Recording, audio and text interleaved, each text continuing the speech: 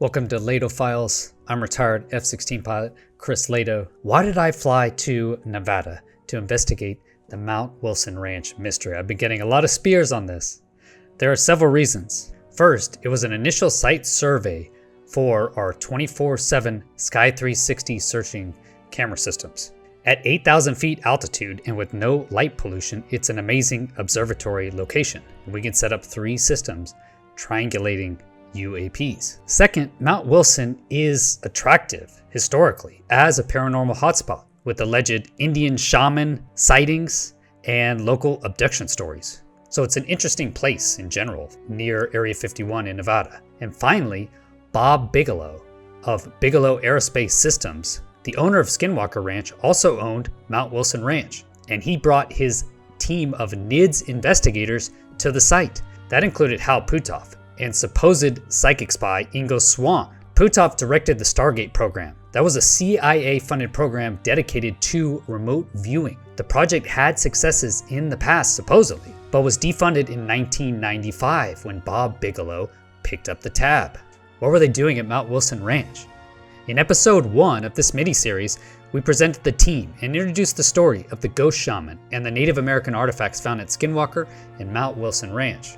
I also introduced the Guess Who's Calling psychic party game. The point of the game is to test and practice in a large study if we can get it to go viral. The results from Dr. Radin's telephone game.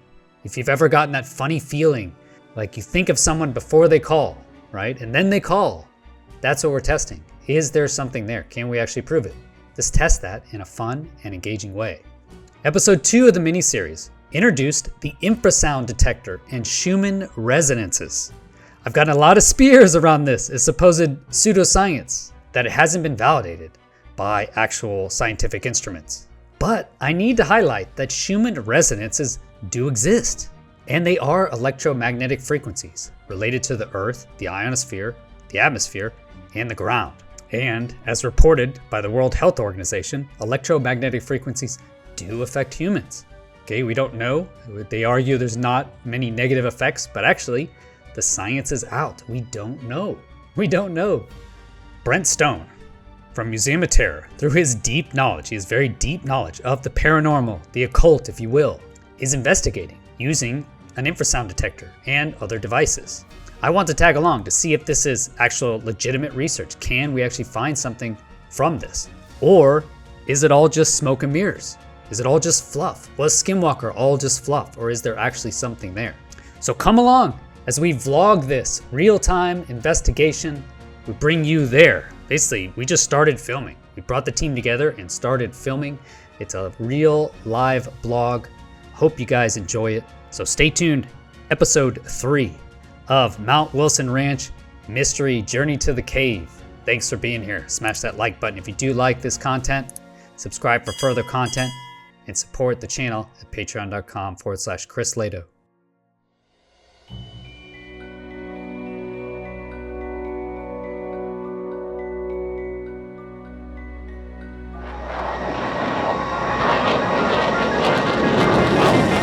Chris Lado, welcome to Lado Files. All right, let's explain these dowsing rods. Yeah, I don't know. Brent's gonna basically teach me how to use these. I've never done dowsing before. I always just use meditation, follow my intuition, but we're gonna do this the techno shaman way. There we go. Right? We'd like to find the exact area, the most pinpointed area we can to do the testing for infrasound and such. If there's any anomalies here that we could go right over and do testing. Yeah, these are dowsing rods, and all he's gonna do is level out his hands until the rods are kind of straight. You're going to relax, get yourself into whatever your working state would be that you normally meditate in. My headset would facilitate this, but I don't have the battery yet. And once you get to that state, start asking questions. Start trying to pinpoint where you want to go. Think about where you want to go, have it feedback to you. And when you get to that state, let the rods point in the direction and ask them to cross over.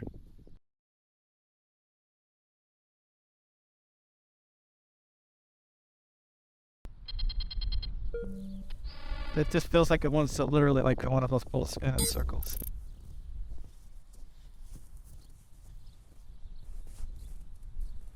Right here? This is right where the bulldozer was stuck. Yeah, the bulldozer, that's the same bulldozer that's at Skinwalker right now, was stuck up to the seat right here in the mud. Look at those. I'm trying to hold perfectly still, and it's going against the wind.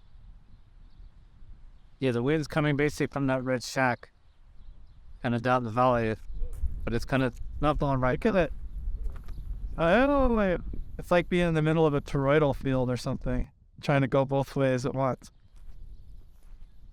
I would set the thing right here, the infrasound, and I mean, this is right where the whole nits. We've got photographic proof of them clear back to the 80s, 90s. It's standing right here where we all are doing the same thing, right there. Now it's still pointing that way, but I mean, the wind is coming from that direction, you know. Yeah. So then walk that way. Start to walk backward. Where they're pointing. Go where they're pointing. They seem to be pointing. And see if, as you walk away from the spot, if they try to turn around and point back at the spot. I've never done it before, so it's just interesting. It's one of those other things that...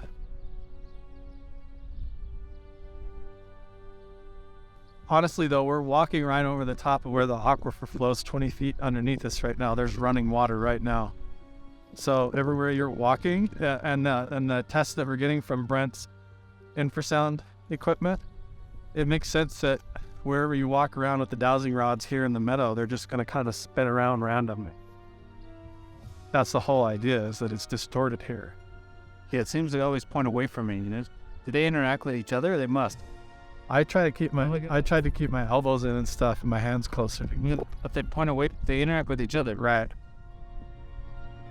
Yeah, look at that. I mean, I noticed that too. I started playing with that too.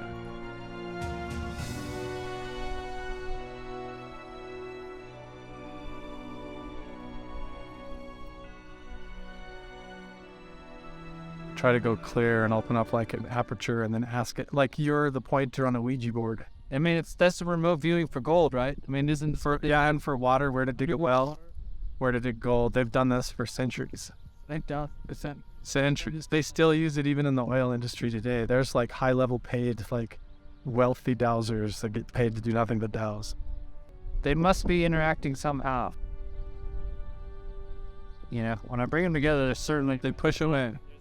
Just like a magnet. Sort of magnetic field. Just like two of the same poles of a magnet. So as it going, the idea is that the energy goes up through the earth, through your body, and then out through those like an antenna, and then they act as like pointers or directors, like a compass. So you should be able to sense fields then. Like flowing water, where to dig a well, or where there's gold underground or whatever, where that's resonating. So what Brent's doing behind you on the computer with the infrasound device is like a high scientific level of the same thing. So you know there's an aquifer. Yeah, the creek runs right through here.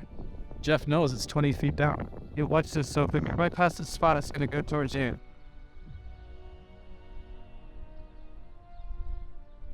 Almost where you can follow the channel of the flowing water. And then what's here, it's going to go back. Yeah, look at that. Dude, that's match. So cool. You're really close to man. Wow, these are cool. Here, but this is as close to the Schumann frequency as I see it. I mean, I have to ask the debugging questions as well. You know, it's basically, what's the frequencies? You know, why is this different? Okay, so we're over at the other area. We moved chairs over here to the area that you actually dowsed out. Yeah, that's right. And what we found there is basically big spikes in the Schumann frequency, that theta brainwave 7.8. That one was about 7.1, 7.2, an octave at 14 and at 21 again. When we came over here, it's getting even more pinpoint at 7.45, 7.6, which is getting more closer and closer to that exact frequency. And that's the frequency that amplified Ingo Swann's remote viewing and amplifies the active state where people are doing psychokinesis, different things like that. This indicates intensity. So we're basically sitting inside a hard rock concert right now. That's intensity, but it looks lower on the graph. So why is that? This is the hertz. This is Hertzian frequency here. So that's cycles per second. And 7.7.5, 14 to 15, and then 21 to 22, which is the Schumann. Boom, boom, boom. And most of the chart, you notice it's within this intensity. But these spikes come down quite a bit deeper, and they're very pronounced depending on where we were in time. peaks and troughs are within a kind of narrow band until you see something that really stands out that's twice as high. Pulse here at 7 and then double that. Correct. And those are octaves of the Schumann frequency. So if they're present in the environment, you're going to pick up on it. But what's the deal? So you guys had leaked information about. So I kind of feel like though you're leading to a purpose, right?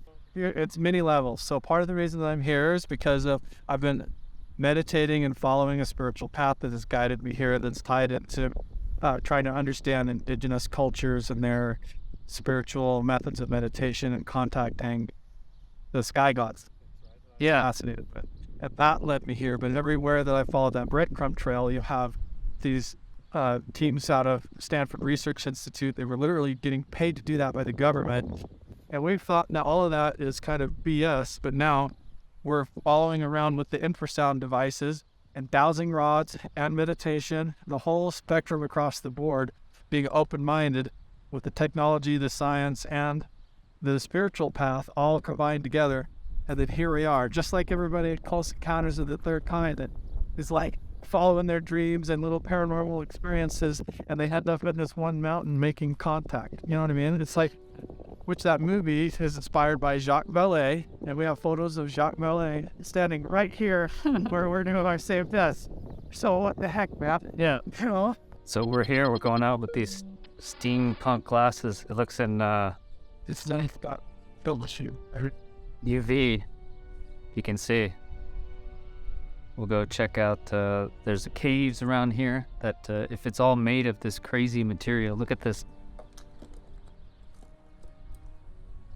Agate. It's this crazy material. It looks like quartz or some sort of functional material.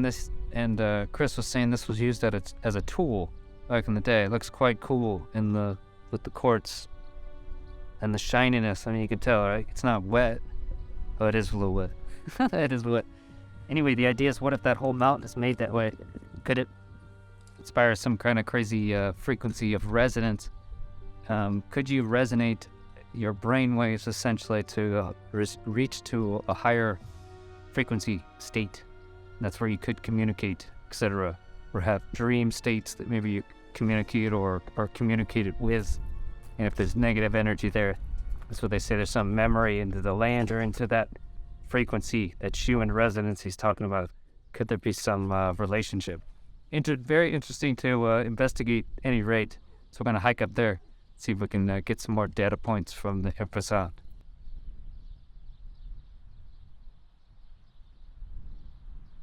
Narrowband frequency of ultraviolet. I'm having trouble focusing on. There we go. Where's that spot again? Although we're going to go check out some other places. You're supposed to wear them over 15, 20 minutes. They'll acclimate your eyes. Yeah. You take them off, and then you can see halos around. Well, it's like, It's an energy. so it got super dark. It kind of feels like getting acclimated to night vision or something. Yeah. Like, what is the deal? Yeah, they're based off an old technology from 100 years ago. A doctor that developed it was using it for diagnosis, where you could see the energy field around human bodies and tell where something was off. And it's Dr. Walter Kellner. And this is the newest version of that technology. Dr. Walter Kellner. Cool. Is this cheap? It looks like just some sort of UV filter. Is it just a UV filter? No, it's actually had to go through quite a bit of R&D and Oh, really? Yeah, cool. So he owns a patent on this, I guess. Human biophotons. Could that be like the bioelectric kind of field that we're talking about?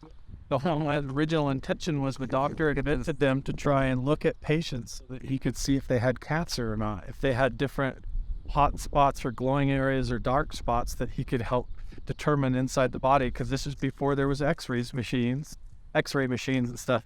He invented these goggles to try and see through the human aura and through the physical realm into the etheric realm where there was cancer and diseases. And he claimed that they were very effective, and then they were made illegal and called steampunk. Okay, so Brent's resourced how to make them. He's got the patents on it, made it happen. I'm gonna take them off in 10 minutes and see the auras. What's up? We're going down, walking down a ley line, he says. So right behind me is what you saw was supposedly the highest rating, or the infrasound that we're hiking up. You got the steam pump goggles on. Put mine up. Hands are free, man. I really wish I brought those gloves now. I'd have had it home. So, I have some old pilot world. Nice. Or Air Force Ones, they have those green ones. Yeah, they had black ones too. They got some of the tan ones too. Have you worn these things? These Diana sign? What do you think of them? Cool or? They're pretty awesome. Definitely straight hand. How does the terrain remind you of Skinwalker? It's totally different. Really? There's Yeah. more trees here. Even the ground's different. More volcanic here versus Skinwalker, more sandstone everywhere. Has a different feel to it, different type of vibes. So there's more mesas out there, you know, your typical southwestern South mesas, you know, and Got this crazy tree house up here Carl's coming out of. And now there's some caves that we can hike up to, do some more infrasound detection. If you look here behind me, that's Brent again. In his backpack, he's got that infrasound detector. It's that $500 device that basically can use to pick up low sound frequencies. So you're looking at actual pulse frequencies through the air. So it's a compression wave that goes through the air, but we can't detect it. We just can't hear it, but it's actually there. So look at it. It's how we're up high above 7,000 feet now for sure. Yeah, we just mentioned that we need actually 30 points, because with 30 data points, it's the minimum number that really we've shown mathematically. There's deer tracks right there. The dog, yeah. Yeah, with 30 data points now, you can do statistical analysis, and that's really the minimum. So hopefully we'll do that with different spectrums, right? We want to do different spectrums. gamma, gravity, Optical field, test with lasers, check for different lasers. Who's got the lasers? Brent's got lasers too. Man, he's got everything in that backpack. Is there lasers? Lasers are back. Well, we'll do it later at night anyway. But we need to make a double slit, a little double slit cut. We can do it in any material, but it'd be nice if it was straight. And we need to figure out what the actual double slit width is. Channel. Me and Chris Bartel had some awesome talks, man. We haven't recorded any of my theory videos, but they loved them. It's cool. I know it's UAP investigation is often we don't do exactly what you guys want. I certainly don't, but I do what I think is interesting, and I think somehow the theory seems to fit in. At least if you can provide more data about the universe, it's at least, or nature at least. Yeah. It's interesting if you're proposing different ideas for people to consider, different models, to not be so confused or so angry all the time. Or to just provide a different way to maybe look at science. So it's just another scraping tool, but you can tell it's been worked on the sides here, but over years it's been worn down. But see how it's like the crystal geology? Yeah, the crystal one. So we're here from back in there. But this whole area's got it. One where. So this is look, you can see it sparkling there. That was the same thing at Blind Frog. Blind Frog Ranch, same thing. Skinwalker, no, though, you said. Yeah. Okay. Oh, Skinwalker, same thing. That's how I found all my artifacts out there. We found hundreds of artifacts that day. 100. Yeah, what is that thing? So that's a flake. I don't know. It's definitely a volcanic one. So, but yeah, that's a flake. So that was broken off a bigger piece. So when you say a bigger piece of what? A tool. So you had indigenous folks up here, like I said, close to a water source, making arrowheads up here. This area is all flat out, so they'd probably have their houses down here where they camped and had fires and stuff. And they would sit out here to make these tools that they would use to go fish and for other purposes. You go in here, yeah, there's a flake. There's another, look at that thing. The white, look at the yellow one. And then the red over here. I found there was a black piece of obsidian. Look at this. Here's the orange one. Oh, yeah, look at that. Look at that. You can tell how it's been flaked away right next to the by it. Yep. Right? Like somebody stood there and made a tool, and now those are the remnants. And it flaked off of the tool. Just unbelievable. this whole area, man. And the locals have found pottery hanging in the trees. It's about, yeah, the thing. So that is a flake.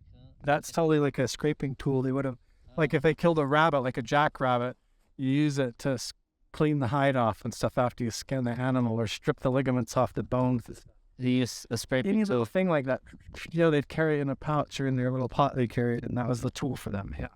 So this was just, this whole area was just had so many people chipping away. It was a settlement. All the way up where the stone circles are and all that, which is like, maybe if there's this much signs of ancient people living here, is that also a piece of the evidence or clue that they found this place special, aside from just that it's like good for hunting deer and rabbits and stuff.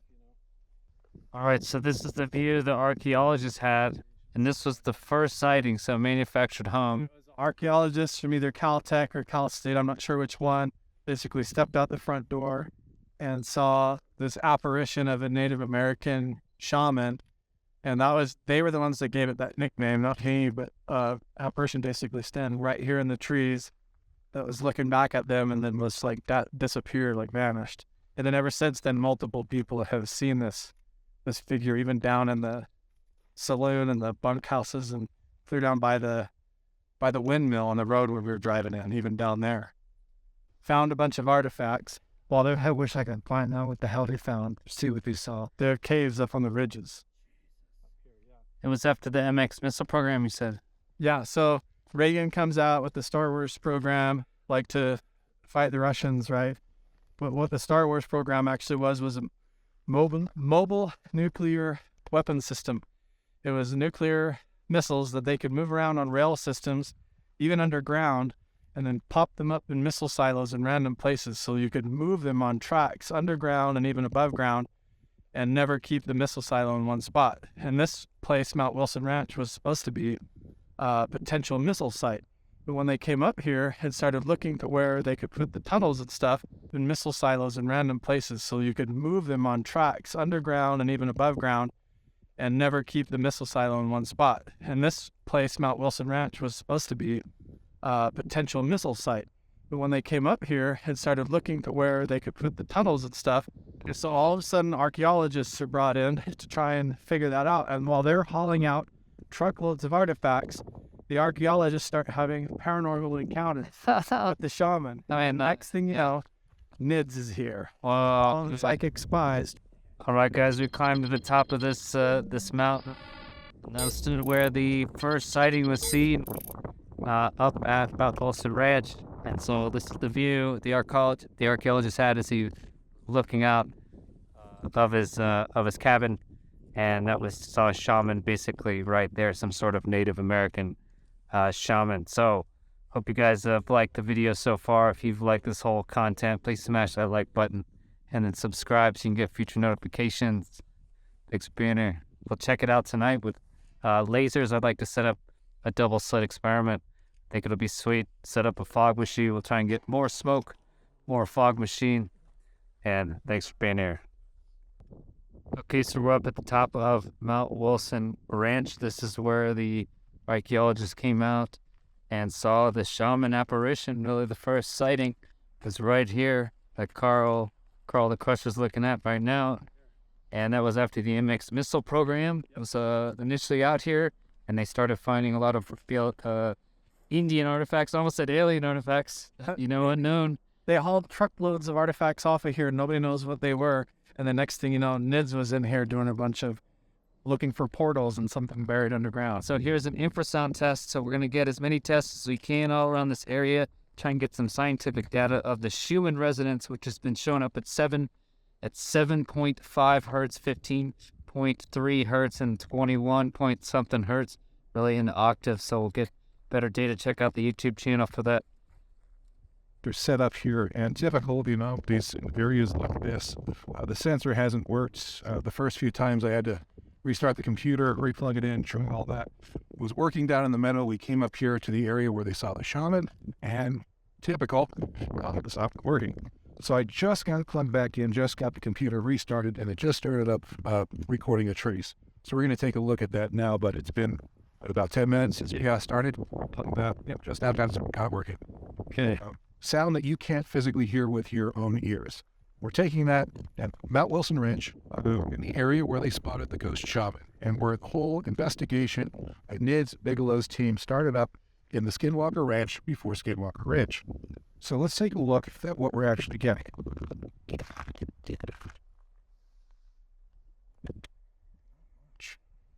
Holy fuckballs. Look at that. Okay, you getting this? Yeah. Okay, jumping fucking shitballs. TikTok. This is not normal. This is not normal. So why does it look like a jumping cat? Because that's But this could just be it started up, right? I'm no, like, no. It just started and It just starts. had some weird. Yep, but it's wow, this is okay. So there's What are we seeing here? it's what we thought down in the meadow. We thought that if we're down there in the energetic area, if we came to an area that was an outcropping or a cave or something like that, it would amplify what we were seeing down there, which was the Schumann frequency, 7.8 hertz, 14 to 15, and 21 to 22. And that is exactly what we're seeing right here. We've got massive spikes, about twice as intense within that entire range from 7.3 to 10 right here. And it's lit up 21 to 22. So these 3 octaves of the Schumann, the same as the middle. it's really rich in harmonics and it's really rich in... Chris, look the iron is. Look how thick and crisp. It's crazy. It's crazy. It's like we're at a Metallica concert. But you can't hear it. It's like on the dog whistle realm or something. Carl, I like them real fucking juicy. This is what we got today. Wow. And this is right where the archaeologists had the first experience, the paranormal encounter with the shaman up here that started that whole NIDS investigation into the psychic effects of this place. And when you just saw this, I remember you said, "Holy F balls." Yep. Literally what? Yep. Well, this surprised me as well. Yeah. So you have you seen something like that before? Like that sort of Not this intense. not that intense. So the same 3 digits down that is down in the meadow, but here it's way amplified even more. The only difference here is the metal was more attuned to the Schumann frequency. It was really close to 7.8 hertz, where there was like 7.79. Here it's just above, right at 8. So it's close, but it's very, very intense, much more intense in the field.